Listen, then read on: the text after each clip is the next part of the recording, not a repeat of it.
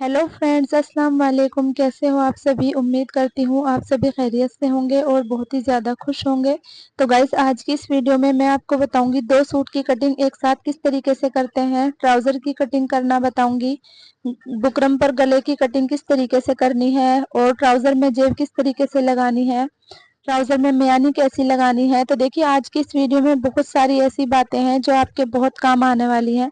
तो प्लीज़ आप मेरे साथ वीडियो में बने रहिएगा। तो चलिए वीडियो को शुरू करते हैं। तो देखिए, ये मेरे पास दो सूट हैं और दोनों ही सूट एक ही नाप के सिलने वाले हैं। एक ही कस्टमर के ये दोनों सूट हैं। ये दोनों ही सूट प्रिंटेड हैं, पर एक सूट पर छोटे छोटे से नग लगे हुए हैं व्हाइट कलर के। तो देखिए, ये एक ही कस्टमर के दोनों सूट हैं और दोनों का नाप सेम ही रखना है। तो बस आज मैं आपको यही बताऊंगी कि अगर एक ही कस्टमर के दो सूट आपके पास सिलने आ जाए तो आप दोनों सूट की कटिंग एक साथ किस तरीके से कर सकती हैं। आज की इस वीडियो में मैं आपको बहुत सारी बातें ऐसी बताने वाली हूँ जो आपके सिलाई के काम में बहुत ज़्यादा काम आने वाली हैं। अगर आप भी सिलाई करते हैं तो ये वीडियो आपके लिए बहुत ख़ास होने वाली है। वीडियो को स्किप करके मत देखिएगा, पूरा देखिए वीडियो को, तभी आपको सभी बातें समझ में आ जाएंगी। तो सबसे पहले हमें फ्रंट और बैक पार्ट को अलग कर लेना है। जो हमारे गले वाली साइड है वहां से कपड़े को मैंने काट लिया है और बैक वाला पीस अलग कर दिया है मैंने। जब भी आपके पास दो सूट एक ही नाप के आए तो आप एक ही सूट पर निशान लगाकर कटिंग कर लीजिए। दूसरे सूट के ऊपर हम एक सूट को निशान लगाकर काटते हैं, उसी सूट को दूसरे सूट के ऊपर इस तरह से रखना है और दूसरे सूट की कटिंग कर लेनी है। अगर इस तरह से हम सूट के ऊपर सूट रखकर काटते हैं तो हमारा टाइम बच जाता है। गले और बॉर्डर पर इसके प्रिंट हुआ है। तो मैंने सबसे पहले फ्रंट वाले पीस को काट लिया है इस तरह से। अब हम फ्रंट वाले पीस के ही अकॉर्डिंग बैक वाले पीस की भी कटिंग कर लेंगे। तो जिस तरीके से हमने इस सूट के ऊपर व्हाइट वाला सूट रखा था, अब हम इसके बैक वाले पीस को भी इस तरह से फोल्ड कर लेंगे। और फ्रंट वाले पीस को तो हमने बिल्कुल बीच में से फोल्ड कर लिया था, क्योंकि उसके गले का बॉर्डर हमें एक सा लाना था। तो इस पे गले पे बॉर्डर नहीं है तो हमें साइड में भी कपड़ा बचाना है आस्तीनों के लिए। तो हमने सिर्फ कपड़ा इतना ही फोल्ड किया है जितनी हमारी कमीज की चौड़ाई है। तो देखिए, जो फ्रंट वाला पीस था उसको इस तरह से रखना है। प्रिंटेड सूट की कटिंग करते हुए हमेशा इस बात का ध्यान रखना चाहिए कि जो हमारा प्रिंट है दामन पर या गले पर, हमें उसे बिल्कुल एक साथ मिलाना है, नहीं तो डिजाइन इधर उधर हो जाता है। तो देखिए, इस पीस को भी हमें इसी तरह से कट कर लेना है जैसे हमने फ्रंट वाला पीस कट किया था। तो अब हमने फ्रंट वाले पीस को बैक वाले पीस के ऊपर रख दिया है और इस तरह से इसकी कटिंग कर दी है। इस तरह कटिंग करने के बाद दामन की साइड जो कपड़ा टेढ़ा होता है उसको एक सार कर लेना है इस तरह से।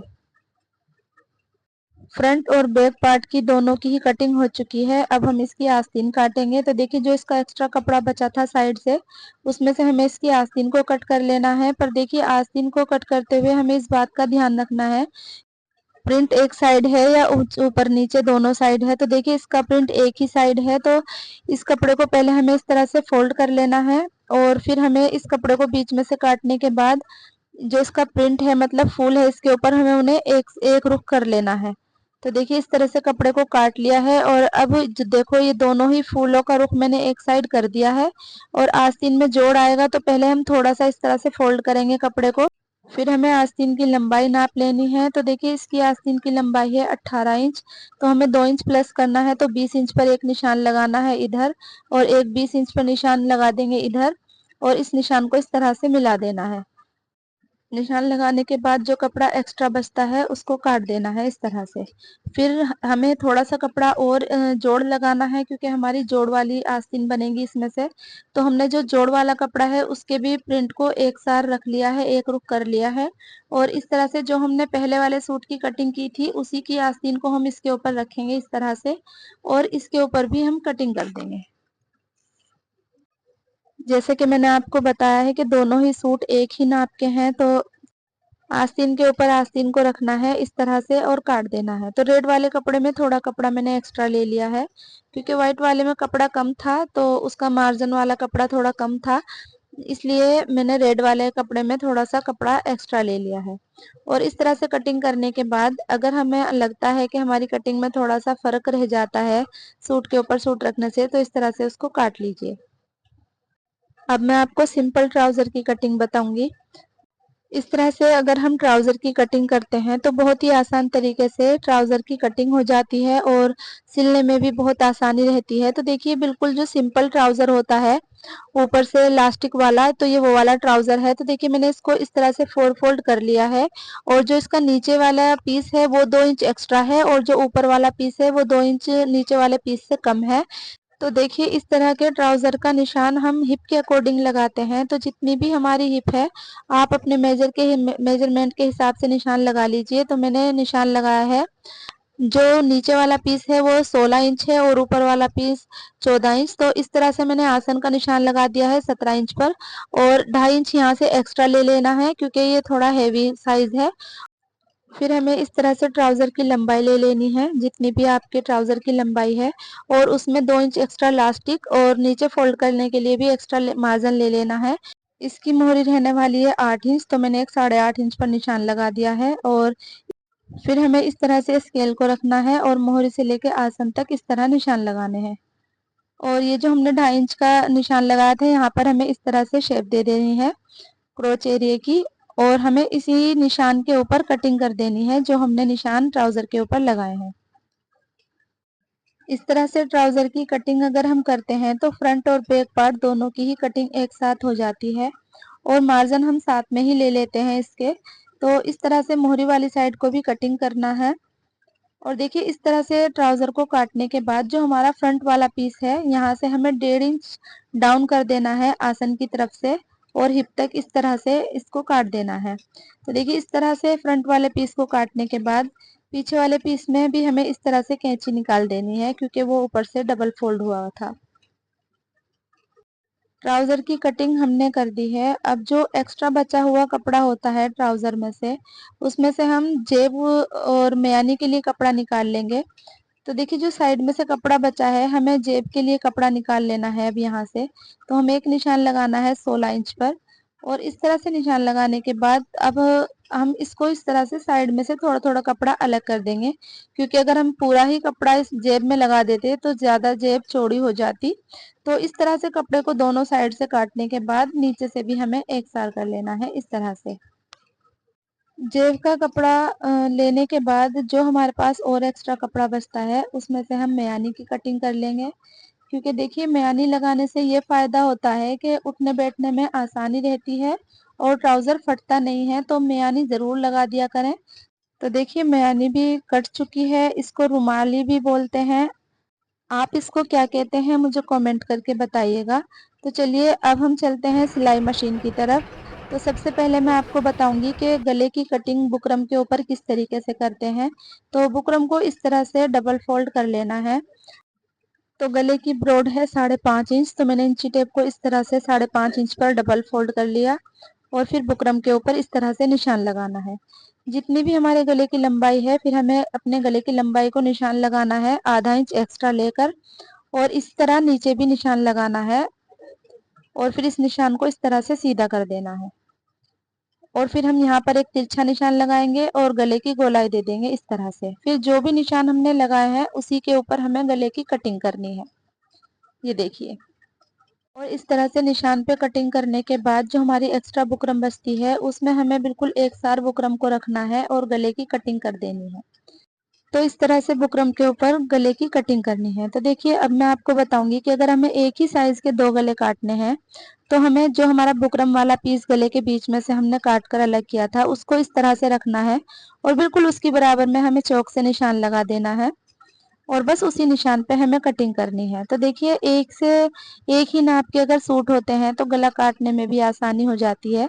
गले के भी हमें बार बार निशान नहीं लगाने पड़ते हैं। तो देखिए बिल्कुल इसी तरह से हमने इस गले की भी कटिंग कर दी है और साइड में से भी इसी तरह हमें एक सार बुकरम को निकाल लेना है अपने गले के लिए। इस तरह से बुकरम के ऊपर बुकरम रखकर गले की कटिंग हम जब ही कर सकते हैं जब दोनों गले के डिजाइन एक जैसे हों। अब मैं आपको बताऊंगी कि हमें कमीज के ऊपर गला किस तरीके से बनाना है। तो इस तरह से बुकरम को रखने के बाद एक निशान इधर और फिर इंची टेप को इस तरह रखना है। फिर जितना भी हमारे ब्रॉड है एक निशान हमें उधर लगाना है और एक निशान नीचे, और इस तरह से निशान लगाने के बाद हमें बुकरम के ऊपर सिलाई लगानी है। साइड में हमें एक्स्ट्रा कपड़ा छोड़ लेना है ताकि हम अपने बुकरम के ऊपर उस कपड़े को फोल्ड कर दें। और इस तरह से सिलाई लगाने के बाद जो हमारा साइड में एक्स्ट्रा कपड़ा है उसको हमें इस तरह से काट लेना है। साइड में हमें इतना ही कपड़ा छोड़ना है जितना हम बुकरम के ऊपर फोल्ड कर सकते हैं। तो इस तरह से फिर हमें बचे हुए कपड़े को बुकरम के ऊपर फोल्ड कर लेना है। और ये कपड़ा हमें इतना ही फोल्ड करना है जो सिर्फ हमारे बुकरम के ऊपर ही आए। फिर हमें इस तरह सेंटर में कट लगा लेना है। तो देखिए कमीज की कटिंग करते हुए जो हम सेंटर में कट लगाते हैं ये वाला, फिर हमें इसी कट से अपने बुकरम वाले कट को मिलाना है जो हमारा बुकरम वाला कपड़ा है, और कट से कट मिलाकर इस तरह से रखना है। और देखिए जब हमारा इस तरह कोई डिजाइनिंग वाला गला होता है प्रिंटेड, तो उसके ऊपर हमें गले को बनाते हुए इस बात का ध्यान रखना है कि इतना सा भी डिजाइन मिसमैच नहीं होना चाहिए। बिल्कुल एक साथ डिजाइन मिलाना है हमें। बुकरम को भी हमें, जो हमारा गला होता है बुकरम वाला, उसको भी हमें इस तरीके से रखना है कि जो बीच का एक्स्ट्रा कपड़ा है उसको काटने के बाद हमारा दोनों साइड से एक सा डिजाइन निकल कर बाहर आए। क्योंकि अगर हम गला टेढ़ा बना देते हैं तो हमारी कमीज की फिटिंग भी अच्छी नहीं बैठती है और डिजाइन भी मिसमैच हो जाता है। तो जो इस तरह के प्रिंटेड सूट होते हैं या कढ़ाई वाले सूट होते हैं उसमें हमें थोड़ी ध्यान से गला बनाना होता है। तो देखिए गले के बीच में मैंने सिलाई लगा दी है। अब जो एक्स्ट्रा कपड़ा है उसको इस तरह से काट देना है। कपड़े को इस तरह से काटने के बाद अब हम इसमें छोटे छोटे कट लगाएंगे। तो देखिए ये कट लगाते हुए ध्यान रखना है सिलाई वाला धागा नहीं कटना चाहिए। और इस तरह से कट लगाने के बाद अब हम अपने बुकरम को कमीज की उल्टी वाली साइड फोल्ड करेंगे इस तरह से, और किनारे पर एक सिलाई लगा देनी है। इस तरह से सिलाई लगाने के बाद गले में बहुत अच्छी फिनिशिंग भी आ जाती है और धागे निकलने का भी डर नहीं रहता है। तो देखिए इस तरह से हमें बिल्कुल बुकरम को अच्छी तरह से अंदर की साइड फोल्ड करना है और कपड़े के ऊपर हमें सिलाई लगानी है गले के। ये देखिए इस तरह से। इस तरह सिलाई लगाने के बाद देखिए कितनी अच्छी फिनिशिंग के साथ ये गला बनकर तैयार हो गया है और डिजाइन भी बिल्कुल एक साथ नजर आ रहा है दोनों साइड से। तो प्रिंट वाले गले आपको इसी तरह से बनाने हैं डिजाइन का ध्यान रखते हुए। अब मैं आपको बताऊंगी कि जो बैक गला होता है उसको किस तरीके से बनाते हैं। तो मैंने अपने नाप के हिसाब से बैक गले की कटिंग कर ली है और एक ये मैंने उरेब वाली पट्टी को कट कर लिया है। ये जो उरेब वाली पट्टी को मैंने कट किया है इसकी चौड़ाई आप 1 या 1.25 इंच ले सकते हैं, क्योंकि इससे ज़्यादा चौड़ी पट्टी अगर हम गले में लगाते हैं तो गले में फिनिशिंग नहीं आती है। तो देखिए इस तरह से पट्टी को हमें फोल्ड करते जाना है और गले के ऊपर रखकर इस तरह से हमें सिलाई लगानी है। और जब हम बैक वाले गले के ऊपर उरेब पट्टी को लगाते हैं तो हमें इस बात का ध्यान रखना है कि जो ये हमारी पट्टी है हमें इसको खींचना नहीं है, हमें इसको थोड़ा थोड़ा ढीला छोड़ना है और इस तरह से सिलाई लगानी है। और कभी भी यहाँ पर हमें सीधी पट्टी को काट कर नहीं लगाना है, नहीं तो गले की गोलाई नहीं अच्छे से बैठती है। हमें यहाँ पर लगाने के लिए रेब वाली पट्टी को काटना है। और इस तरह से सिलाई लगाने के बाद जो हमारा एक्स्ट्रा धागे हैं उनको काट देने हैं। और देखिए जो हमारा अब सिलाई के बाद एक्स्ट्रा कपड़ा बचा है उसको इस तरह से काट देना है। देखिए मैं जब भी बैक गले बनाती हूँ मैं यहाँ इस वाले गले में कट नहीं लगाती हूँ। मैं सिर्फ जो एक्स्ट्रा कपड़ा होता है उसको काट कर अलग कर देती हूँ, बस थोड़ा ही कपड़ा मैं छोड़ती हूँ। तो बिना कट लगाई इतनी अच्छी फिनिशिंग के साथ ये गला फोल्ड होकर तैयार हो जाता है। अभी आपको मैं दिखाऊंगी। फ्रंट वाले पीस पर मैंने गले को पहले ही बना लिया था और अब इस तरह से हमें बैक वाले पीस के ऊपर फ्रंट वाले पीस को रखना है और कंधों पर इस तरह सिलाई लगानी है। तो जब भी हम दोनों गलों को रखकर इस तरह से सिलाई लगाएं तो हमें गले वाली साइड से अपनी इस सिलाई को डाउन कर कर ही लगानी चाहिए, नहीं तो कंधे गिरने की प्रॉब्लम हो जाती है। और इस तरह से सिलाई लगाने के बाद अब मैं आपको दिखाऊंगी कि मैंने जो उरेब वाली पट्टी लगाई थी वो कितनी अच्छी फिनिशिंग के साथ फोल्ड हो जाएगी। जो हमने उरेब वाली पट्टी लगाई थी हमें उसे अपनी कमीज की उल्टी साइड रखकर इस तरह से फोल्ड करना है और बहुत ही अच्छी फिनिशिंग के साथ गला बनकर तैयार हो जाएगा। आप भी अगर इस तरीके से गले बनाती हैं तो मुझे कमेंट करके ज़रूर बताइएगा। और अगर आपने आज तक इस तरह से गला नहीं बनाया है पीछे का तो एक बार ट्राई ज़रूर करिएगा। अगर आप इस तरह से गला बनाएंगी ना तो आपको कट लगाने की भी ज़रूरत नहीं पड़ेगी और बहुत अच्छी फिनिशिंग के साथ पीछे वाला गला बनकर तैयार हो जाता है। तो देखिए मेरी पट्टी फोल्ड हो चुकी है और अब मैं आपको दिखाऊंगी कि कितनी अच्छी फिनिशिंग के साथ ये गला बनकर तैयार हो गया है। ये देखिए। आपको ये मेरा गला बनाने का तरीका कैसा लगा मुझे कमेंट करके ज़रूर बताइएगा। तो चलिए अब मैं आपको बताती हूँ कि ट्राउज़र में मियानी कैसे लगाते हैं। तो देखिए ये ट्राउज़र की कटिंग मैंने पहले ही कर ली थी। अब मैं आपको बताऊंगी कि इसमें मियानी को किस तरीके से लगाना है। तो देखिए जो हमारी मियानी है हमें इसका चौड़ा वाला हिस्सा नीचे रखना है और नोक वाला साइड को इस तरह से ऊपर की तरफ रखना है और एक पैर का मार्जिन रखते हुए हमें सिलाई लगानी है। अक्सर कंफ्यूज हो जाते हैं ये सोचकर कि हमने जब इसमें क्रोच एरिया का निशान लगा दिया है तो हम मियानी ठीक से नहीं लगा पाएंगे। तो देखिए बहुत ही इजी तरीके से इसमें मियानी लग जाती है।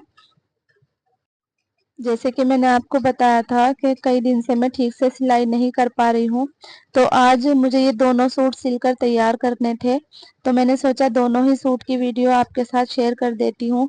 तो जो भी मुझे लगा कि मुझे आपको बताना चाहिए मैंने वो सभी चीज़ें आपको बता दी हैं। तो देखिए एक पीस में मियानी को अटैच करने के बाद दूसरे वाले पीस को हमें इस तरह से उसके ऊपर रखना है और बिल्कुल इसी तरह से जैसे हमने नीचे वाले पीस में मियानी को जॉइंट किया था, ऊपर वाले पीस को हमें मियानी के ऊपर रखना है और सिलाई लगानी है इस तरह से।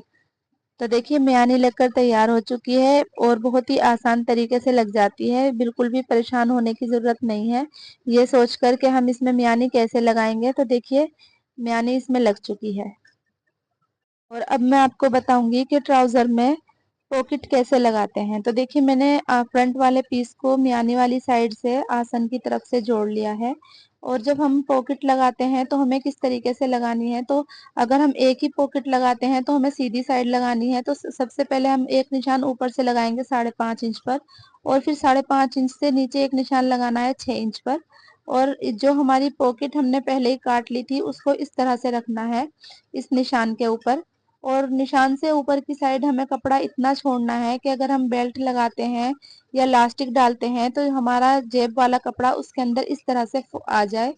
तो इस तरह से कपड़े को रखने के बाद जो हमने निशान लगाए थे वहां पर हमें इस तरह से डबल कर कर सिलाई लगानी है दोनों साइड। यहाँ से भी हमें पक्का कर देना है और फिर हमें इस तरह से कपड़े को बाहर निकाल लेंगे और जहां पर हमने निशान लगाए हैं वहां पर हमें इस तरह से कट लगाने हैं जहां पर हमने सिलाई लगाई है। इस तरह से कट लगाने के बाद हम कपड़े को इस तरह से अंदर की तरफ फोल्ड करेंगे जेब वाले कपड़े को और जो हमने कट लगाए थे उस कट वाले कपड़े को इस तरह से बाहर निकाल लेना है और जो कट वाले पीस पर हमें इस तरह से सिलाई लगानी है और यहाँ पर भी जेब वाले पीस के पास एक पाँव का मार्जिन रखते हुए सिलाई लगानी है इस तरह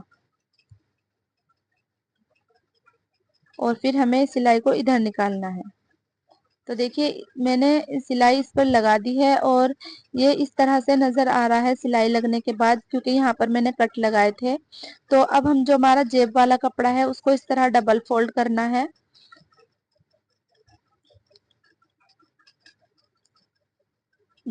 जेब को डबल फोल्ड करने के बाद हमें इसके ऊपर सिलाई लगानी है।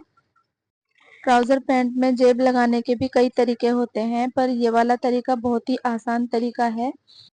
इस तरह से सिलाई लगाने के बाद अब हम जेब को सीधा कर लेंगे और सिलाई वाला पीस अंदर की साइड हो जाएगा।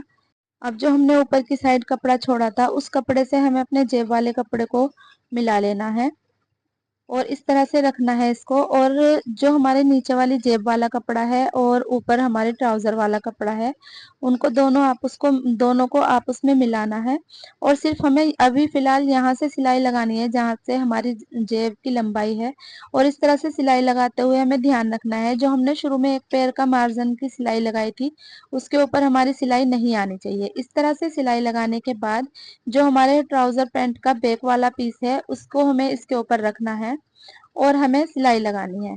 तो देखिए जब हम इस तरीके से सिलाई लगा देते हैं तो हमें ये भी आसानी हो जाती है कि हम सिलाई के ऊपर ही सिलाई लगा देते हैं तो जो हमारी जेब का मुंह होता है वो सिलाई के अंदर नहीं आता है क्योंकि हमें नजर आती रहती है वो सिलाई जो हमने पहले ही लगाई थी। देखिए जैसे कि मैंने आपको बताया था कि कई दिन से मैं सिलाई नहीं कर पा रही हूँ पर हर दिन किसी न किसी का वादा रहता है कपड़े देने का। तो काफ़ी दिन से ये मेरे पास कपड़े थे 2 सूट, जो कि मैं तबीयत ख़राब में सी नहीं पाई थी। मेरे बच्चे और मेरे हस्बैंड की तबीयत ख़राब हो रही थी। तो बस आज मैंने सोचा कि सभी काम हो रहे हैं तो सिलाई का काम भी कर लिया जाए। तो बस मैंने आज ज़्यादा तो मैं सिलाई नहीं कर पाई हूँ, बस यही 2 सूट तैयार कर पाई हूँ आज मैं। मैंने सोचा इनकी वीडियो आपके साथ शेयर कर लेती हूँ। तो देखिए, आज की वीडियो में सिलाई से रिलेटेड जितनी भी बातें मैंने आपके साथ शेयर की हैं, उम्मीद करती हूँ आपको अच्छे से समझ में आ गई होंगी। मैं अपनी तरफ से पूरी कोशिश करती हूँ आपको अच्छे से समझाने की, अच्छे से हर चीज़ सिखाने की। जो भी तरीका मुझे सिलाई करने का आता है, जिस तरीके से भी मैं सिलाई करती हूँ, आप सभी के सामने मैं सूट सिलती हूँ, तो बस जो भी तरीका मुझे आता है, वही मैं आपके साथ शेयर कर देती हूँ। उम्मीद करती हूँ आपको मेरे बताए हुए तरीके पसंद आते होंगे। तो देखिए, ये वाला सूट भी कंप्लीट हो चुका है, मैंने इसको भी सी दिया है।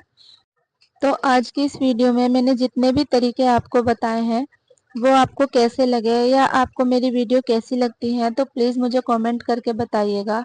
और अगर आपको मेरी वीडियो पसंद आती है तो प्लीज़ मेरी वीडियो को लाइक कर दिया करें और मेरे चैनल को भी सब्सक्राइब कर लें, ताकि हर आने वाली वीडियो की नोटिफिकेशन आप तक पहुंच जाए। और आपको किस तरीके की वीडियो देखनी है, क्या टॉपिक के ऊपर मैं वीडियो बनाऊं, आप मुझे कमेंट करके ये भी बताएं, क्योंकि आपके लाइक करने से और आपके कमेंट करने से मुझे बहुत हौसला मिलता है, बहुत हिम्मत मिलती है, बहुत ज़्यादा खुशी मिलती है। मुझे ऐसा लगता है कि हाँ, जो मेरी यूट्यूब फैमिली है, वो मुझसे किसी चीज़ की उम्मीद रखती है कि मैं इस चीज़ पर वीडियो बनाऊं, या वो मुझे लाइक करते हैं क्योंकि वो मेरी वीडियो देखना पसंद करते हैं। तो आपको किस टॉपिक पर वीडियो देखनी है, या आपको क्या चीज़ मैं ऐसी बताऊँ जो आपको नहीं आती है और मैं आपको बता सकती हूँ, तो आप मुझे कमेंट करके ज़रूर बताएं। मैं कोशिश करूँगी आपके हर सवाल का जवाब देने का। और देखिए, यूट्यूब पर मेरा नया-नया चैनल है, अभी मुझे ज़्यादा प्रैक्टिस नहीं है शायद किसी भी चीज़ की, पर कहते हैं ना कि अगर हम कोई काम करते रहते हैं या कोई हमारा अपना हमारी कमी हमें बताता है, तो हम उसे सुधारने की पूरी कोशिश करते हैं। तो इंशाल्लाह एक दिन मुझे भी प्रैक्टिस हो जाएगी आपको अच्छे से समझाने की, आपसे अच्छे से बातें करने की। तो देखिए, बस आज के लिए इतना ही, मिलते हैं नेक्स्ट वीडियो में। अल्लाह हाफ़िज़।